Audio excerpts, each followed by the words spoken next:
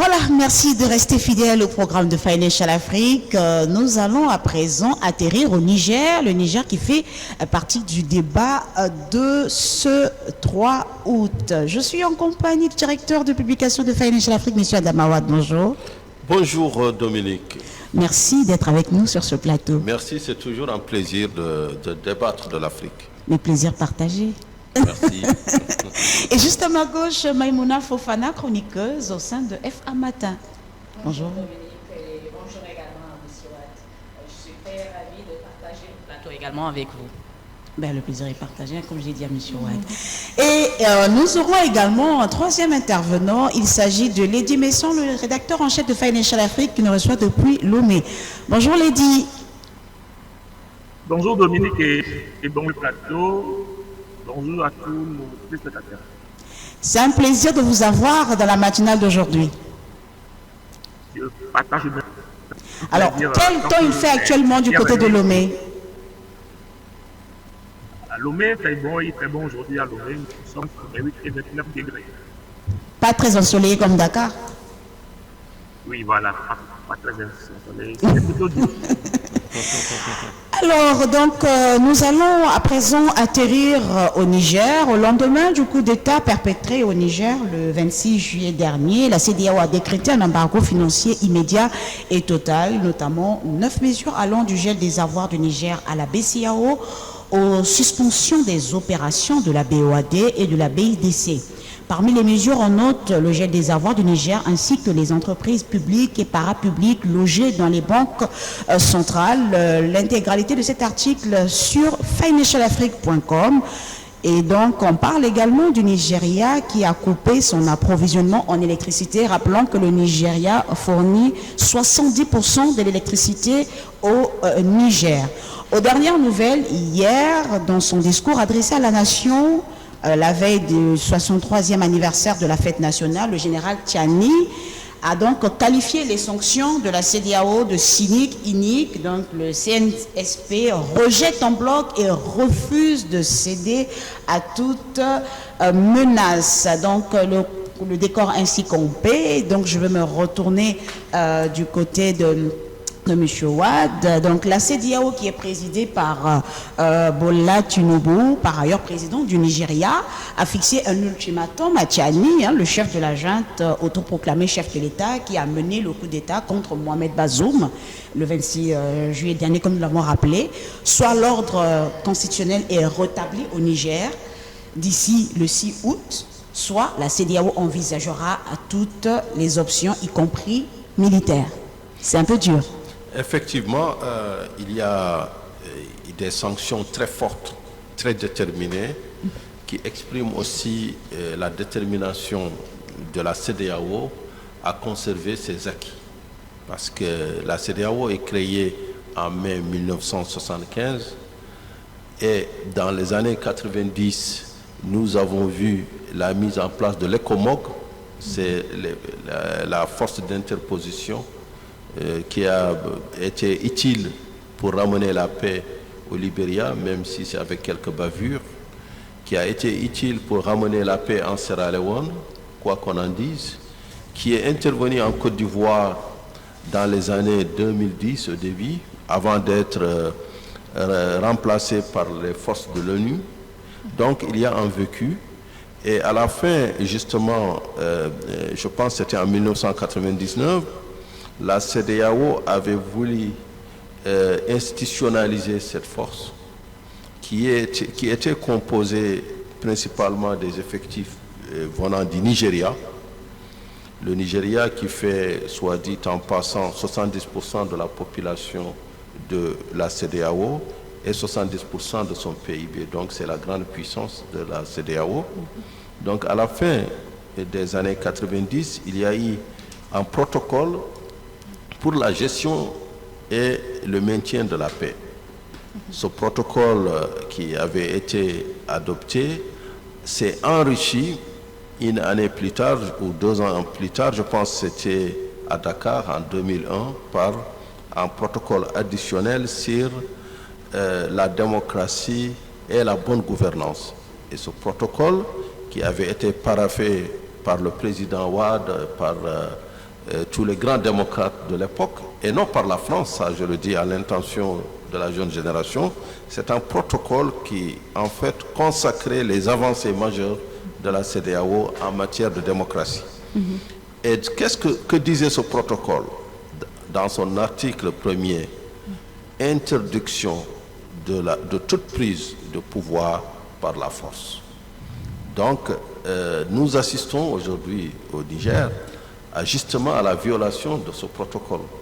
Donc, pour rétablir l'ordre normal des choses, c'est-à-dire le pouvoir au peuple, le pouvoir démocratique, et le peuple nigérien s'était exprimé massivement pour un président, aujourd'hui maintenu prisonnier.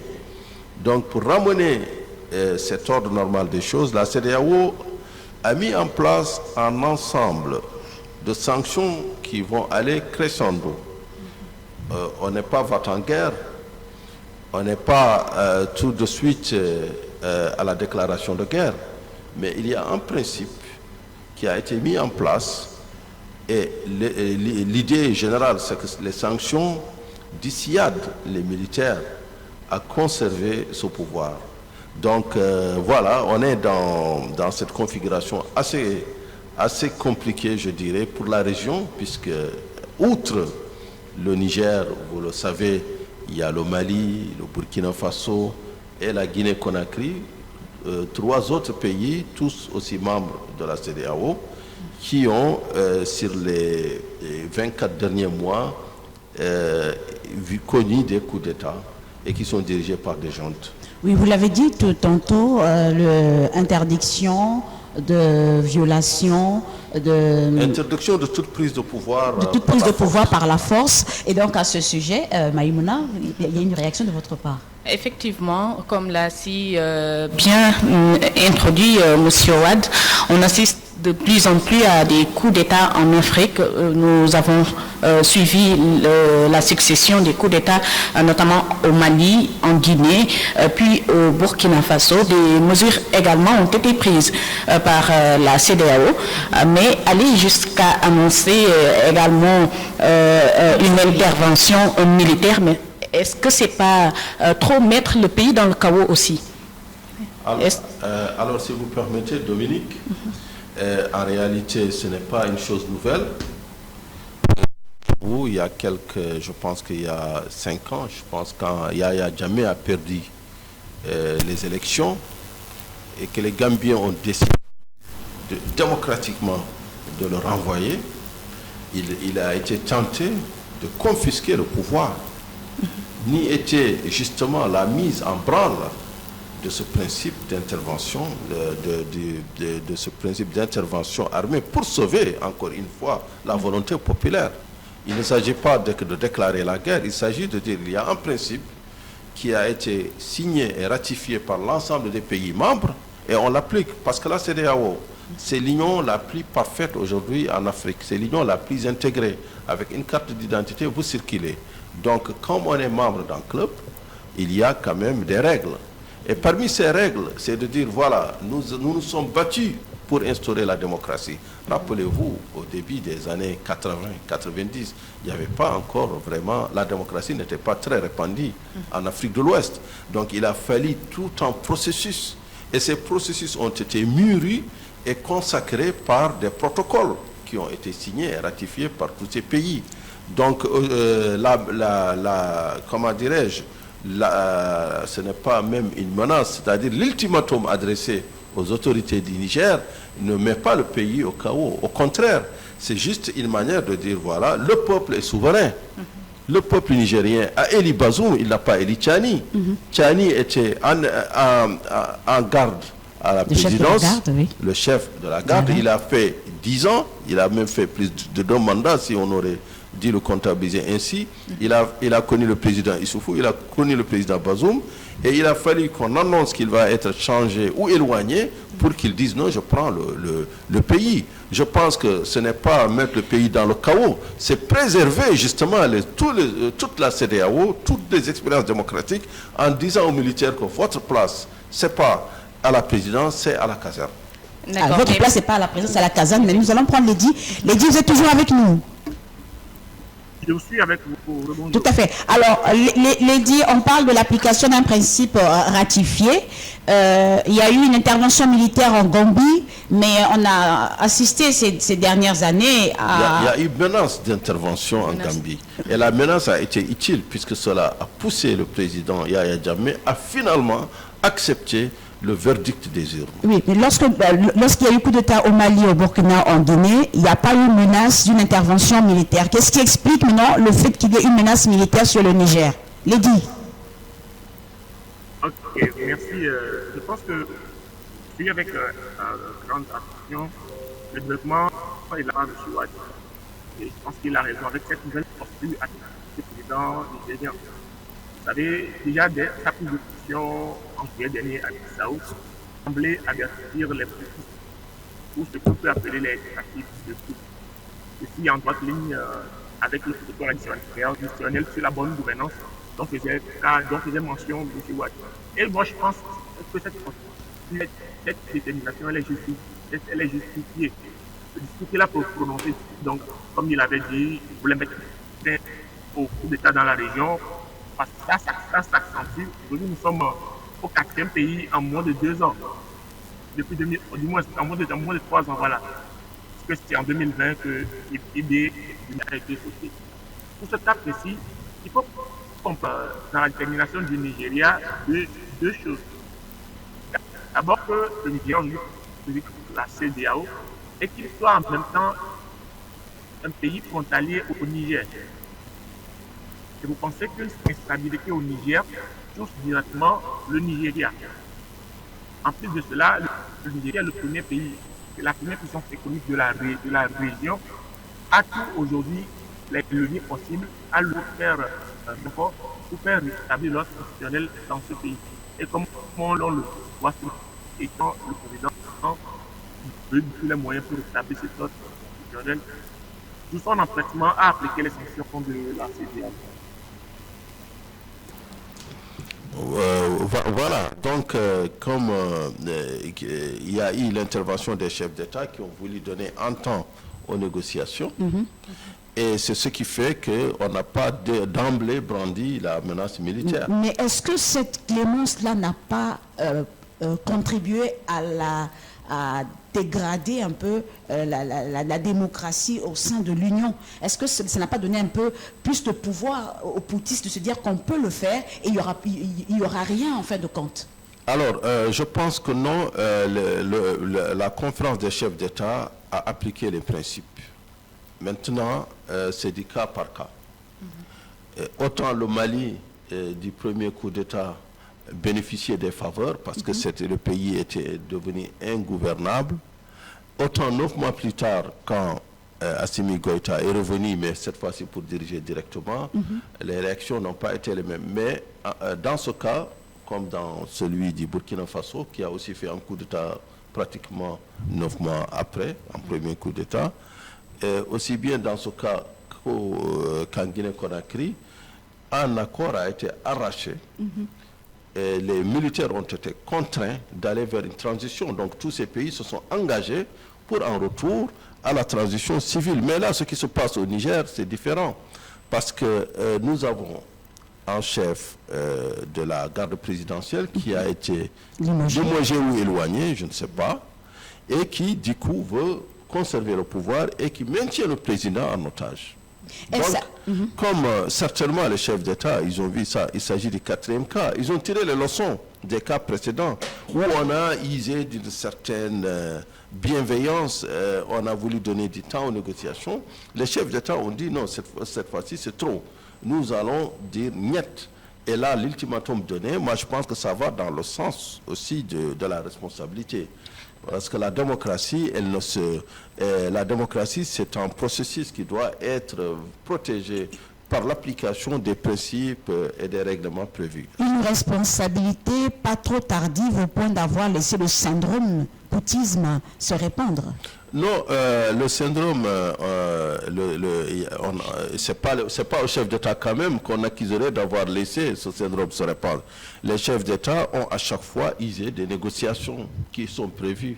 C'est comme dans le cas du Niger, aujourd'hui, on leur donne quand même une petite fenêtre où ils peuvent prendre la décision la plus sage, c'est-à-dire rétablir le pays dans l'ordre normal des choses, dans la démocratie. Si le président Bazoum est, comme disent certains, fautif, mais il faut le sanctionner lors de la prochaine élection. C'est comme ça que la démocratie marche. S'il s'agissait de prendre le pouvoir à chaque fois qu'un chef d'État est fautif, on assisterait à des coups d'État un peu partout. Donc là, c'est le coup de trop. C'est le 4e putsch en l'espace de 3 ans. Et les chefs d'État montent leur camp. Ce n'est pas trop tard pour bien faire. Alors, Lady, vous êtes toujours avec nous en direct de Lomé. Dans son discours adressé à la nation le 2 août, comme je le disais en introduction, donc hier, Tchiani a qualifié les sanctions de la CEDEAO de cyniques, d'iniques et a rejeté en bloc et refusé de céder à toute menace. Quelle analyse faire de cette position de la junte à 72 heures de l'expiration de l'ultimatum de la CEDEAO? Ok, je pense que le général Tchiani ne veut visiblement pas aborder le cours qu'il a entamé. Aujourd'hui, on le sait tous, le coup n'est pas aussi sommet que ça. On n'a pas assisté à la démission du président, on n'a pas assisté à la démission du gouvernement, mais on remarque que les soutiens de notre région sont en train de conforter le régime qu'il est en train de mettre en place. Et le contexte s'y prête, avec le cas du Mali-Burkina que vous avez évoqué à l'instant, 2 autres pays du Sahel dirigés par des militaires. Ces militaires sont bien assis, leur régime, je veux dire, et ont déclaré leur soutien aux voisins nigériens. Non seulement cela, il y a aujourd'hui la jeunesse que l'on arrange avec nous, dit patriotique, qui viennent sur les réseaux sociaux, en mettant en avant la présence française, qui, selon certaines personnes, ne fait pas les affaires de notre développement financier, qui est aussi approuvé. Maintenant, en deuxième lieu, il ne faut pas l'occulter. Il y a un soutien de la Russie qui ne n'est pas officialisé. Donc, tout ça a le don de bomber la torse à ces militaires. L'expérience a montré que les sanctions, comme la sécurité à l'instant, ne font que corser les choses et risquent de radicaliser le général Tchiani et ses acolytes. Merci. Alors, M. Watt, j'en viens à vous. Est-ce que les propos du général Tchiani, ce n'est pas une manière de jeter l'huile sur le feu? Moi, je dirais que c'est un général qui fanfaronne parce qu'il n'a pas ni les moyens militaires ni les moyens stratégiques de faire face à cette pression maximale de la CEDEAO. Et il n'a encore moins la popularité, même s'il a organisé des groupes qu'il a envoyés un peu partout. En ce temps de populisme, ça marche, c'est aller s'attaquer aux ambassades de France. On l'a vu, c'est un film, c'est un vieux disque rayé qu'on voit un peu partout. Donc je pense que nous sommes dans le sens de l'histoire, et le sens de l'histoire veut que les peuples vont en se démocratisant, pas en revenant en arrière. Donc le temps des coups d'État est révolu et il faut que ça soit révolu. Mais rien n'est acquis. Rien n'est acquis. Le problème des Africains, c'est que nous pensons que la démocratie s'auto-entretient. La démocratie, c'est un engagement citoyen avant d'être un engagement des chefs d'État. Il faut que les Ouest africains, les citoyens des pays membres de la CEDEAO le sachent. Chacun d'entre eux est un soldat de la démocratie. S'il ne peut pas agir pour préserver les acquis démocratiques, un jour il se retrouvera à la merci de ces militaires. Parce que la démocratie, c'est quoi? Il y a la séparation des pouvoirs, des 3 pouvoirs, mais derrière, il y a la sanction du citoyen. Le citoyen, il est appelé à des échéances régulées, fixées, pour se prononcer, pour sanctionner, pour reconduire le bail des élus ou non. Donc là, quand on assiste à l'interruption des militaires dans le jeu, l'interruption de la démocratie par des soldats, c'est la négation même de la démocratie. Donc je suis très étonné de voir certains intellectuels africains dire oui au putsch. mais c'est vraiment le comble, à mon avis, du nihilisme et de la négation même de la liberté, puisque le putsch, c'est quoi? C'est geler d'abord tous les pouvoirs, comme ils l'ont fait au Niger, renvoyer les parlementaires, renvoyer le président démocratiquement élu et instaurer un conseil militaire qui n'a aucune légitimité. Procéder à l'arrestation de certains ministres déjà. Arrêter les ministres et en même temps confisquer les libertés. Parce que si autant dans le pouvoir démocratique vous pouviez émettre des critiques comme nous sommes en train de le faire en ce moment, quand la loi martiale est appliquée, il n'y a plus de critiques qui tiennent. Donc il faut que les Africains le sachent. Notre démocratie, on ne va pas la marchander aux États-Unis ou à Paris. Notre démocratie, c'est nous qui devons la défendre. C'est nous, journalistes, c'est nous, citoyens ordinaires, qui devons conserver jalousement ces acquis.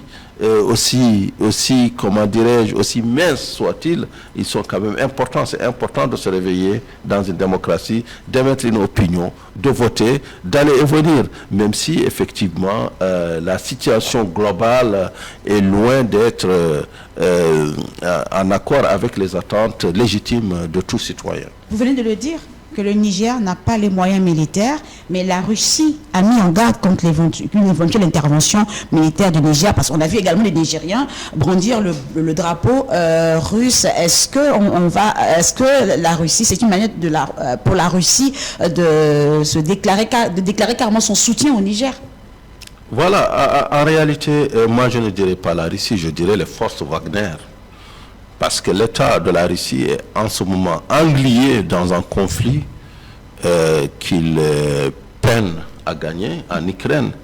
Et donc c'est une opération spéciale, comme le dit le jargon russe, mais qui maintient toute la grande Russie, toute cette armée avec ses ogives nucléaires, qui la maintient un peu prisonnière. Par contre, ce que nous voyons malheureusement en Afrique, c'est des paramilitaires, c'est des mercenaires, sous un label, Wagner, qui interviennent en Centrafrique à travers deux labels. Il y a d'abord une société d'extraction et de trading des pierres précieuses, donc qui cherche l'or, qui cherche les diamants, et deux, une société de sécurité qui promet au président, en l'occurrence en Centrafrique, c'est le président Arkan Touadéra, qui vient d'ailleurs, comme par hasard, de tripatouiller sa constitution pour se représenter pour un énième mandat, rien de nouveau sous le ciel d'Afrique, hélas. Donc nous avons Wagner qui garantit à ce président sa sécurité, qui lui envoie des mercenaires pour s'y plier à l'armée, donc qui sous-traite la fonction régalienne et qui relève de la souveraineté et de la gestion du territoire. En échange, Wagner se fait payer sur la bête, puisque Wagner prend des pierres précieuses et les écoule. C'est le même principe qui a été appliqué au Mali. D'ailleurs, le Mali sous-traite donc sa sécurité à Wagner. Et là encore, on s'étonne des paradoxes de ces militaires qui sont bien formés, qui sont en treillis, mais qui au lieu d'aller au front, sous-traitent comme l'auraient fait des civils, sous-traitent leur propre sécurité. Et moi, j'ai envie de dire au président Assimi Goïta, comme au président Ibé du Burkina Faso, mais enlevez vos treillis, puisque vous n'allez pas en guerre. Pourquoi vous mettez des treillis dans des salons climatisés? Vous n'avez pas besoin de treillis, portez des costumes. À quoi a servi au président Ibé, qui était en Russie, cette tenue de combat, alors qu'il ne part pas au front? Il est au palais Koïsam à Ouagadougou. Mais Assimi Goïta, il était en boubou. Alors, Assimi Goïta, pour la première fois, on l'a vu même en costume, sacrilège, tenue des impérialistes. Donc, mais ce que j'ai à dire sérieusement à ces chefs d'État, c'est qu'il est temps de retourner dans les casernes, il est temps de remettre le pouvoir aux civils, il est temps que la démocratie, en fait, serve et soit la seule règle dans le Sahel, parce que les pouvoirs militaires, on les a essayés dans les années 60, ça n'a jamais marché, et l'arbitraire en tout cas ne marche jamais. Ça, c'est dans le monde entier, tous les pays se dirigent vers des régimes démocratiques, même la Russie, sous des formes peut-être cachées ou détournées. Même la Russie a fait du Medvedev et du Poutine, donc on est quand même, on essaie de sauver les apparences. Mais là, voir un homme entreilli, un jeune homme de 35 ans, et qui débute des généralités par rapport à l'économie africaine, par rapport aux enjeux stratégiques de l'Afrique, comme le fait le président Ibé, qui est revenu de Moscou avec 50 000 tonnes de blé de promesses de dons, alors qu'il y était parti pour dénoncer la mendicité africaine. Ça fait mal au cœur. J'ai l'impression qu'on revient à 20 ans en arrière. Alors, vous l'avez évoqué, vous avez cité le Mali et le Burkina, qui a d'ailleurs déclaré son soutien au Niger et a mis en garde contre toute attaque militaire. Il y a ça c'est un point. Il y a aussi la junte qui a accusé la France, qui cherche à intervenir militairement dans son pays, des accusations que la France a rejetées. On a, comme vous venez de le dire, Wagner aussi, qui a manifesté son soutien en cas d'intervention militaire. Pourquoi autant d'intérêt pour le Niger? Pour le Niger. Alors, rien de nouveau sous la terre. Il y a un intérêt géopolitique. On a évoqué tantôt le conflit russo-ukrainien, qui est une ligne de rupture aujourd'hui entre l'ancien Ouest et l'ancien Est. On revient un peu dans des configurations de la guerre froide qui opposait les Occidentaux aux communistes. Donc, il y a cette dimension. La deuxième dimension, c'est les pays occidentaux ou les pays industrialisés, comme on les appellerait, face aux BRICS. Parce que la Russie essaie de créer, à travers ce conflit, une nouvelle alliance contre l'unilatéralisme américain. Donc, nous avons la Russie avec des pays comme l'Iran, la Corée du Nord, les pays que j'appellerais les bannis. Les bannis qui sont en train de créer un front. C'est un peu fort, les bannis. Oui, ils sont bannis parce qu'ils sont sous sanction. L'Iran est sous sanction, même si c'est en train d'être allégé. La Corée du Nord est sous sanction absolue. Donc, c'est les grands bannis de l'ordre américain aujourd'hui. Donc, la Russie essaie d'organiser un front, mais en l'élargissant vers les BRICS. Le problème, c'est que les BRICS ne parlent pas le même langage. Le BRICS, c'est un terme qui avait été inventé par la banque américaine Goldman Sachs, mais c'était dans un contexte juste de qualification des pays émergents. Aujourd'hui, ça s'est institutionnalisé, ça devient une organisation qui a des aspirations à jouer dans le concert des nations, à jouer un rôle, mais les pays, les BRICS n'ont pas la même vision justement de ce conflit russo-ukrainien. Parce que quand même, il s'agit d'une atteinte à l'intégrité territoriale d'un pays. Donc nous, en tant qu'ancien pays colonisé, je pense qu'il serait très difficile pour un pays africain de soutenir quand même un pays qui envahit un autre. Donc je pense que par principe de cohérence, on ne pourrait pas, en tant qu'ancien colonisé, d'encourager la Russie à envahir l'Ukraine. Alors, Lady, je rappelle que vous êtes le rédacteur en chef du magazine Financial Afrique, que vous nous recevez depuis Lomé. Quelles sont, selon vous, les raisons de cet intérêt concernant le Mali et le Burkina à accorder leur soutien au Niger? Ok, merci. La principale raison aujourd'hui, c'est la puissance que l'on remarque aujourd'hui dans le Sahel de la part de la Russie. Et d'autre part, la position devenue presque fuyante, pour ne pas dire c'est quand on voit aujourd'hui la manière dont les forces françaises, mais la manière dont elles ont quitté le Burkina Faso, sous bien sûr la pression de la Russie, qui est devenue en temps, pour ne pas dire Wagner, qui est devenue en temps allié de taille de ces pays-là. Donc, au-delà de ces faits que l'on constate, c'est l'aide économique de ces deux puissances qui sont en jeu. Et le Sahel ne profite aujourd'hui à personne. Vous n'êtes pas non plus sans savoir que le Niger a une position stratégique étant constituant un point entre le nord et l'ouest. le Niger partage des frontières communes avec le Bénin, avec le Nigeria. Et la situation politique aujourd'hui a de quoi alarmer les uns et les autres. Pas que la Russie, pas que, mais aussi les pays même de la sous-région, qui sont les pays du G7 Sahel ou encore les pays de la Russie. Merci Lydie pour cette réponse. Nous allons aborder le dernier volet de ce débat. Donc, est-ce que la CEDEAO peut lancer une intervention militaire? Quelles en seraient les conséquences? Bon, dans les enjeux, tout à l'heure on a parlé de la Russie. Heures, de l'expiration de l'ultimatum. Voilà, on a parlé de la Russie, mais il y a aussi, à côté de la Russie, il y a d'autres pays, la France et les États-Unis, qui sont aussi très présents dans cette région, au nom de la, pour des intérêts stratégiques qui vont de la lutte contre le terrorisme à des enjeux géostratégiques, économiques. Pour les Américains qui ont 1500 soldats stationnés là-bas, c'est l'enjeu, c'est un petit peu la lutte contre le terrorisme. Pour les Français, c'est la lutte contre le terrorisme, mais aussi un intérêt économique évident avec l'uranium. Même si aujourd'hui, officiellement, Paris dit que l'uranium nigérien ne représente que 10% de ses approvisionnements en yellow cake, ça reste quand même un minerai stratégique. Donc, deuxièmement, il y a des alliés pour ces pays, ce que j'appellerais les démocraties africaines qui sont aux portes du Niger. Donc, et qu'il ne faut pas laisser un petit peu aller tomber dans les bras de la Russie. Il y a un autre intérêt, c'est pour le Nigeria, qui jouxte donc le Niger. Le président du Nigeria vient à peine d'être élu, donc et il vient d'être élu à la faveur d'une alternance démocratique.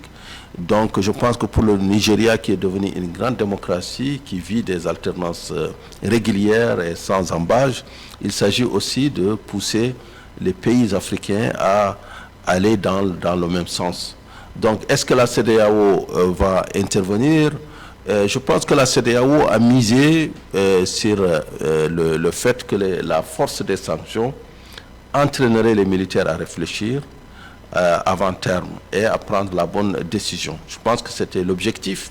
Et là, même si les militaires jusqu'à présent fanfaronnent et tiennent, on sent quand même que leurs bases sont ébranlées, sont sérieusement ébranlées, parce que la Russie, comme je l'ai dit, ne peut pas voler au secours de n'importe quel pays aujourd'hui. Elle n'a pas les moyens de voler au secours. Elle peut livrer quelques armes, comme elle le fait d'ailleurs pour le Mali, quelques hélicoptères, d'ailleurs qui sont achetés par Wagner. Mais elle ne peut pas faire autre chose.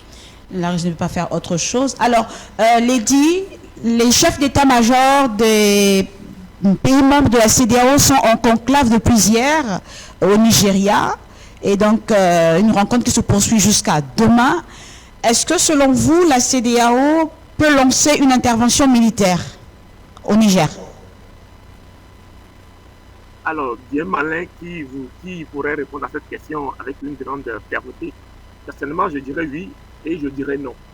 Voilà, oui, si les négociations n'aboutissent pas.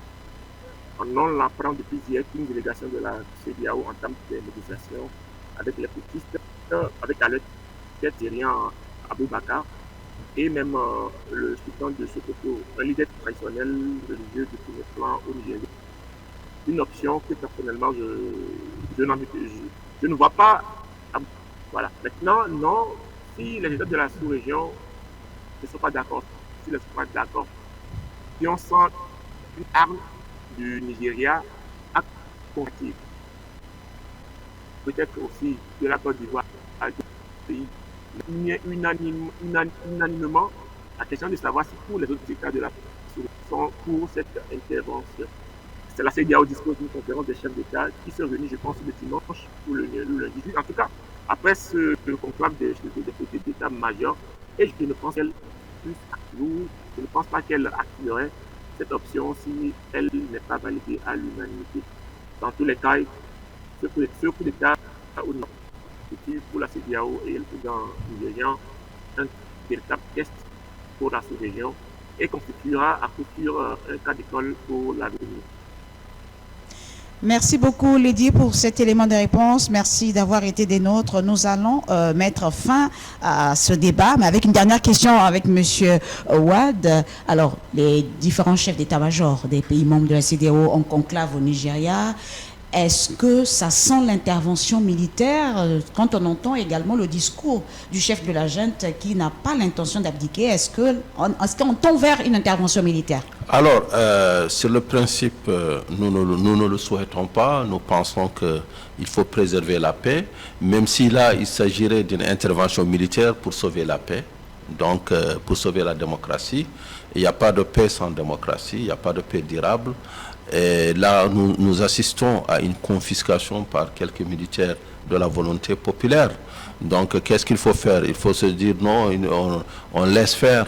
Si on laisse faire, ça, on encouragerait toutes les casernes africaines, tous les militaires, tous les jeunes officiers, on leur dirait, mais écoutez, vous n'avez qu'à prendre, vous résistez une semaine, et puis c'est bon, les sanctions iront loin, ils n'oseront pas vous attaquer. Donc, je pense que là, par pédagogie, par intérêt stratégique, il faudrait que la CEDEAO tienne et maintienne les pressions, mais je pense que les pressions financières et économiques sont largement suffisantes pour faire tomber n'importe quel régime de ce monde. On l'a vu un peu partout. Les sanctions économiques, à la longue, finissent par vraiment imposer un pays la marche vers l'ordre normal des choses, même si en Irak, oui. Sur Financial Afrique, on lit l'article qui nous dit que la Banque mondiale a annoncé mercredi 2 août la suspension de tout décaissement de fonds pour toutes les opérations au Niger. Est-ce que cela ne risque pas également d'alourdir vraiment les conséquences, surtout du point de vue économique dans le pays? Mais écoutez, nous sommes dans un embargo. Vous vous rappelez de l'Irak au début des années 90, c'était le même principe. On fait un embargo. Pourquoi? Parce qu'il y a une rupture de l'ordre normal des choses. Et dans le cas du Niger, c'est un président qui a été élu par tous les Nigériens et qu'on vient du jour au lendemain, sans consulter ce peuple, d'ailleurs dont il se réclame, de prendre et de jeter en prison. Est-ce que si on l'accepte, nous autres pays de la CEDEAO, si on accepte cet état de fait, ça ne va pas se reproduire partout. Mais il faut que le droit triomphe. Il faut que force reste à la loi. Je pense que c'est une phrase que vous entendez souvent au Sénégal. Il faut que force reste à la loi. Il faut que la volonté populaire triomphe de l'arbitraire qui est imposé à cette volonté populaire. Donc, malheureusement, on ne peut pas faire d'omelette sans casser des œufs, mais là, dans ce cas de figure, on espère, on prie que les sanctions soient suffisamment fortes pour qu'on n'aille pas jusqu'à se tirer dessus. Merci beaucoup, M. Ouad. Merci à Maïmouna. Merci également à Lydie, le rédacteur en chef du magazine Financial Afrique. Ce qu'on retient, c'est que, espérons que les sanctions vont dissuader la junte et qu'ils vont abdiquer et puis entendre raison. Mais tout compte fait, l'actualité continue sur financialafrique.com et donc pour vous informer sur la suite des événements à 72 heures de l'expiration de l'ultimatum de la CEDEAO. Nous vous tiendrons au parfum de la suite des événements. Voilà, sur ce, merci d'avoir été des nôtres dans la matinale de ce 3 août. Merci également de votre fidélité au programme de Financial Afrique. Excellente fin de matinée à toutes et à tous. Au revoir.